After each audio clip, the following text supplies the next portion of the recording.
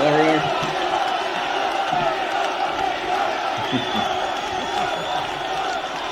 Congratulations.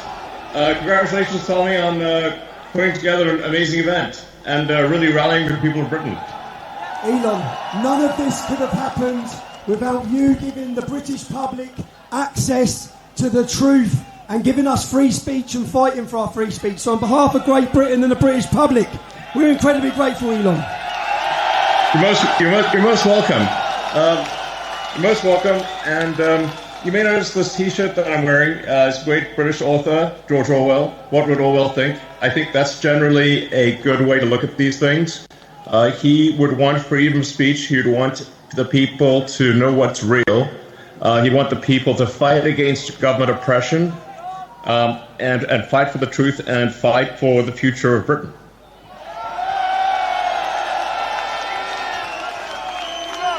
Elon, we are incredibly grateful for your time. We know what a busy man you are. Why is it important for you to be here today speaking at this Unite the Kingdom event? Well, I'm of primarily British heritage, British ancestry. I want Britain to be greater than it ever has been. I want Britain to remain Britain. I think there's something beautiful about being British. And what I see happening is a destruction of Britain.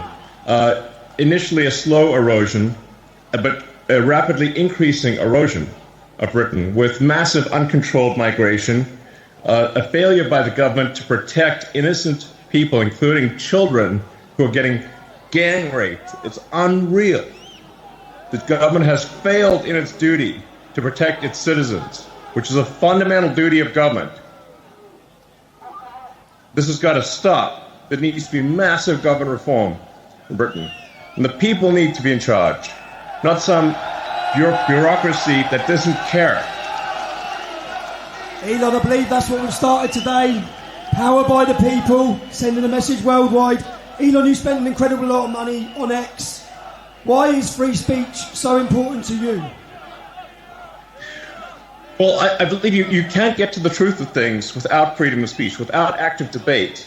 There's so many on the left that want to just crush debate and put people in prison just for talking, as you were, just for speaking their mind. The essence of democracy is it should be a government for the people, by the people, In fact, this is a government against the people and not for the people. This is why everyone is gathered here today, is something's got to be done. This is unacceptable. The government needs to be responsible to the people of Britain. It needs to protect Britain. It needs to protect the weak, those who cannot protect themselves, especially the children. And when I read about some of the horrific stories and how the government did nothing and tried to hide it, they try to hide these horrific crimes. And then you see how much violence there's on the left, with our friend Charlie Cook getting murdered in cold blood this week, and people on the left celebrating it openly. The left is the party of murder and celebrating murder. I mean, let that sink in for a minute. That's who we're dealing with here. That is who we're dealing with. Elon, to so many of the British public who are scared to exercise their free speech, they're worried about being imprisoned, they're worried about being attacked, even to share their speech on your platform of X. What message would you give to them? The message is really, my message is to the reasonable center. The common sense. So my appeal is to British common sense, which is to look carefully around you and say, if this continues, what world will you be living in? This is a message to the reasonable center, the people who ordinarily wouldn't get involved in politics. who just want to live their lives. They don't want. They're quiet. They just go about their business. My message is to them: if this continues, that violence is going to come to you. You will have no choice. You're in a fundamental situation here where whether you choose violence or not, violence is coming to you. You either fight back or you die. You either fight back or you die. And that's the truth. Today, Elon, I think the British public are telling the world that they're ready to fight back. Good. Yes. Come on, Great Britain. Oh! Come on. We've inspired the nation. Elon, you've spoken a lot about woke culture, the woke mind virus, and how it damages innovation and freedom of thought. We know that DEI often sees people getting jobs when they definitely don't deserve them. Do you think this culture is holding back progress in the West? And what do you think needs to happen to reverse it? Yeah, I'm appealing to sort of common sense and fairness. I want to emphasize just common sense and fairness, which is that we should make our decisions based on merit, on how if somebody is talented and hardworking, then that should be the only means of advancement. There should not be discrimination on the basis of sex or religion or any race or anything else. And what a lot of the woke stuff is, it's actually super racist. It's super sexist, and it's often it's anti-religion, but only anti-Christian.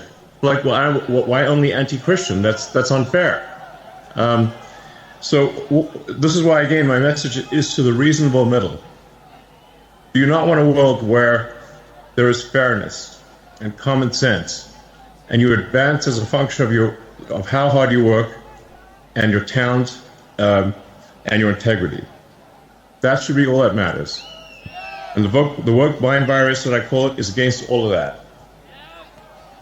Strong. Thank you. Elon, we hear so much about censorship being pushed by governments and global corporations and organisations.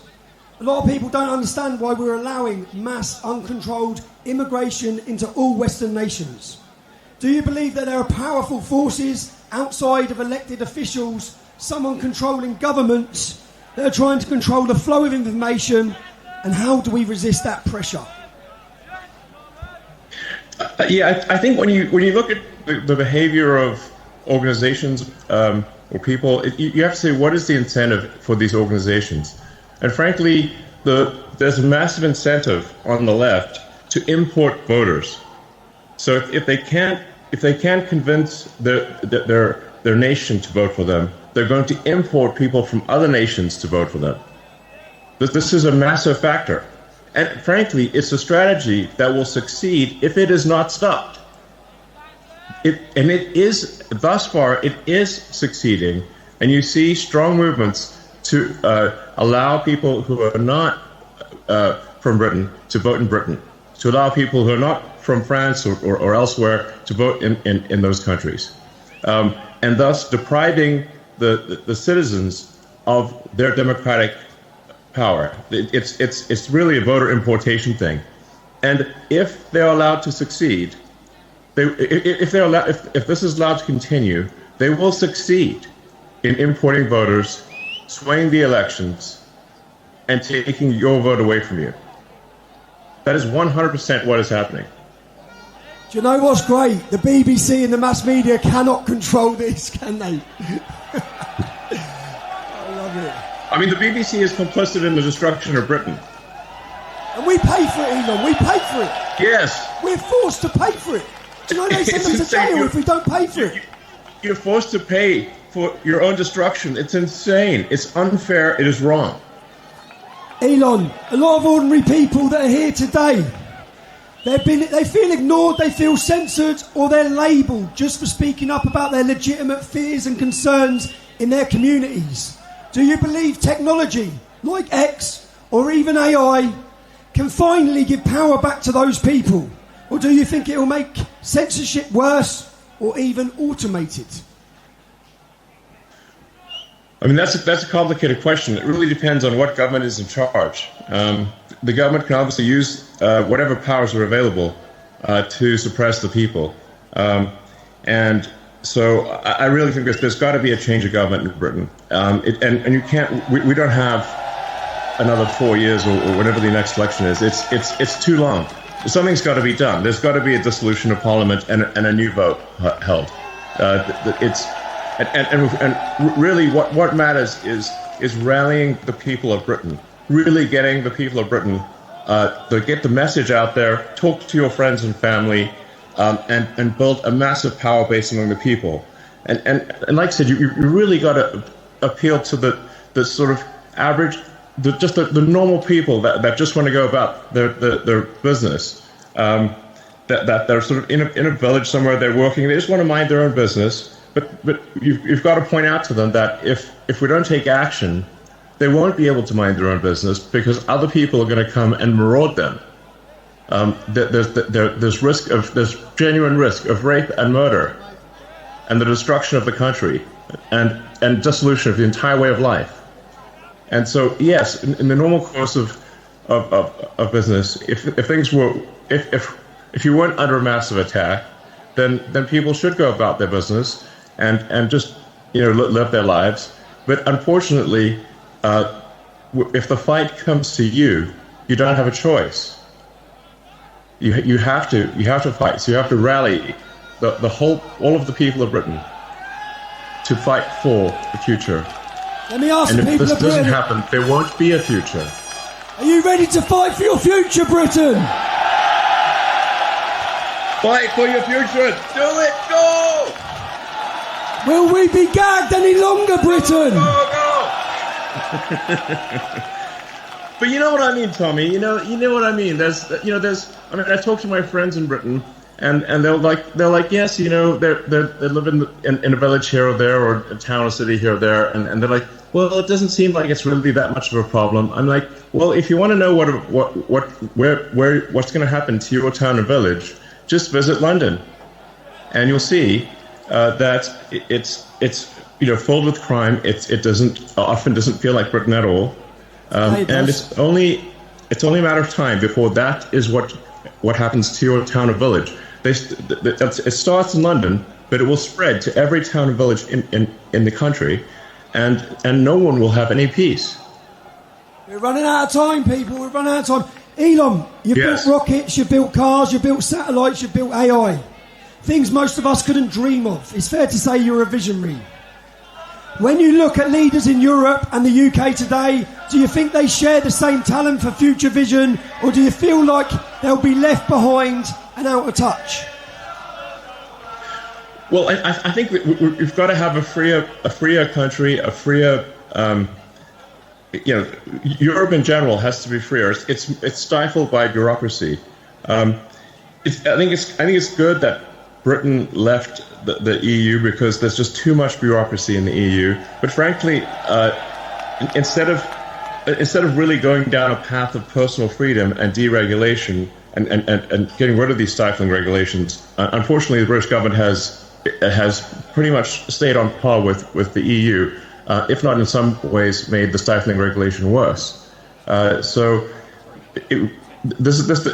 you have excess government regulation and oppression, you stifle the freedom of people to try new and great ideas. And Britain used to be a country that did amazing things, some of the boldest things on the entire planet. And that is possible in the future. But it can't be done if you've got this massive oppressive bureaucracy and a government that doesn't care about its people. And that has to change. There has to be profound change. And it